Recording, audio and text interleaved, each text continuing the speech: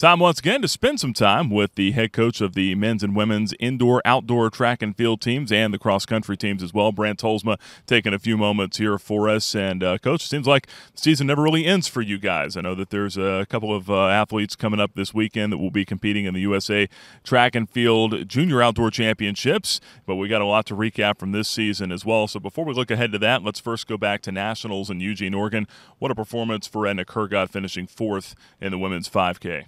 Yes, we were a little bit nervous because she had an injury that she sustained out in, I guess it was the first time she was out on the West Coast there. And that took her out of training for a few weeks. It was her foot was bothering her.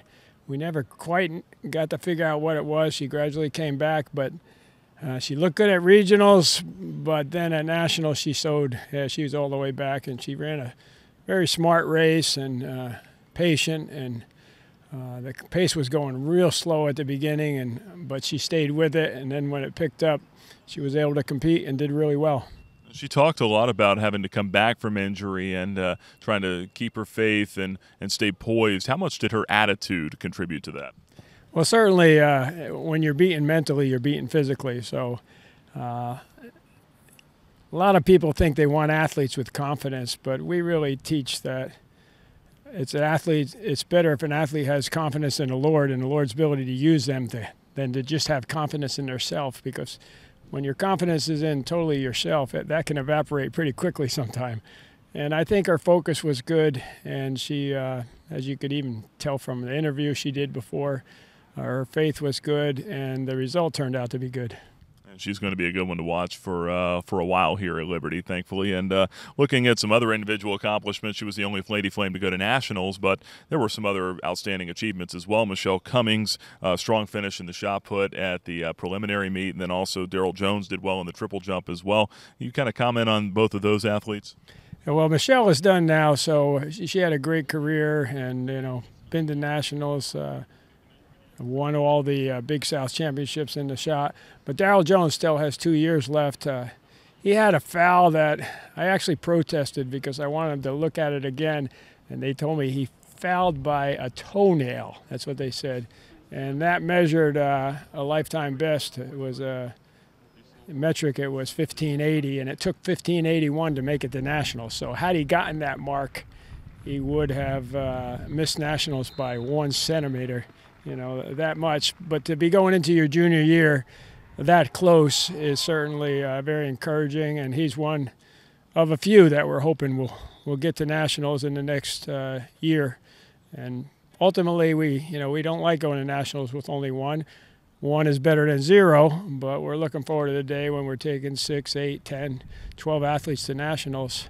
And with everything that's coming on the scene, I think that's not too far distant in the future. So you're going to tell Daryl to clip his toenails next time? Well, the really funny thing is that he forgot to bring his shoes, so he borrowed his teammates' shoes, which were a half a size larger. So had he had that half a size less, assuming everything else had been the same, it wouldn't have been a foul. But, it wasn't really his toenail, but that's what they told me. They called it a toenail.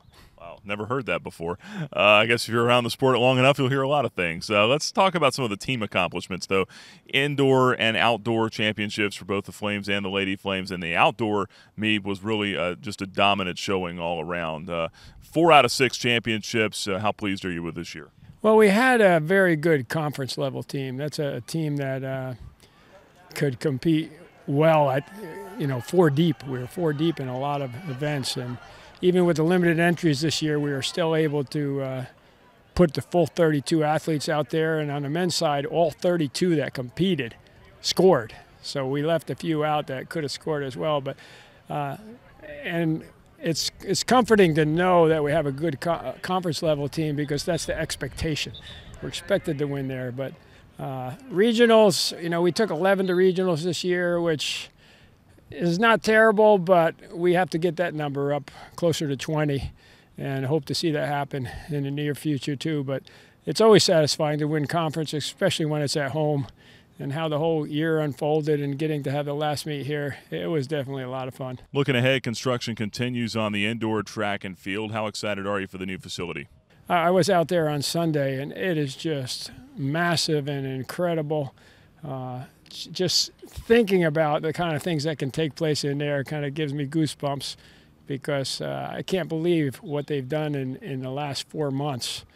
You know, if you were out there 4 months ago, there was nothing there, and now the thing is under roof and it's mostly bricked, and it's just amazing progress. Liberty's ability to build fast is just mind-boggling to me, all the projects going on right now. And so we're super excited about the future.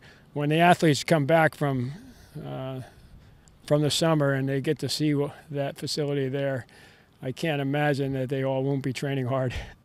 Well, last thing, let's look ahead to this weekend, the Junior Outdoor Championships. You've got Kylie Polsgrove running, or in the heptathlon, then you've got Michael Todd running the men's 800.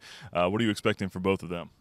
Well, this will be a great experience for them to be at a national championship.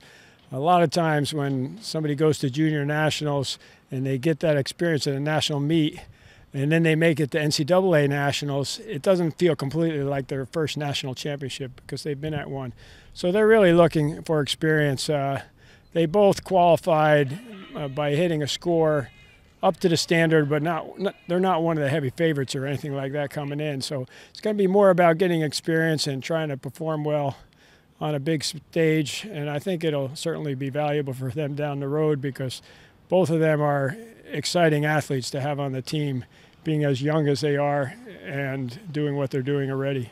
Coach, appreciate the time. Look forward to catching up with you again soon. Okay, thank you. That's Brant Tolsma, the head coach of the men's and women's indoor, outdoor track and field teams, and also the cross-country teams. My name is Nick Pierce of the Liberty Flame Sports Network.